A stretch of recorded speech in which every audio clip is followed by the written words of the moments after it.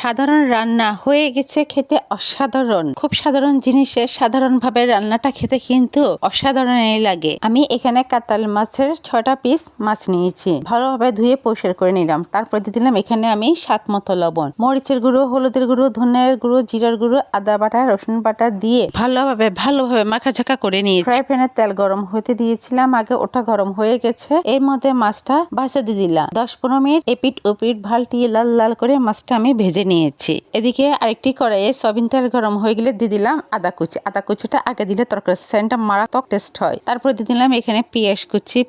একটু লাল লাল কালার হয়ে আসলে দিয়ে দিলাম এখানে স্বাদ মতো লবণ। লম্বা লম্বা করে কেটে রাখা আলু কিছুক্ষণ ভেজে দিয়ে দিলাম মরিচের গুঁড়ো, হলুদের গুঁড়ো, জিরার গুঁড়ো, আদা বাটা, রসুন বাটা। এখানে আর কোনো ধনিয়ার গুঁড়ো দিলাম না। এরপরে লম্বা লম্বা করে কেটে রাখা কাঁকরোল তেল মশলার মধ্যে অনেকক্ষণ ভেজে নিলাম। এরপরে সবজিগুলো সিদ্ধ হওয়ার জন্য অনেকটা পানি দিয়ে দিলাম। তারপরে দিয়ে দিলাম এখানে লম্বা লম্বা করে কেটে রাখা ডাটা। কিছুক্ষণ পরে ভেজে রাখা লাল লাল মাছের টুকরা দিয়ে দিলাম। সবগুলো সবজি সিদ্ধ হয়ে গেলে কাঁচামরিচ ফালি দিয়ে চুলাটা অফ করে নিলাম। এই গরমের মধ্যে সাধারণ রান্না খেতে কিন্তু অসাধারণ মজা হয়েছে।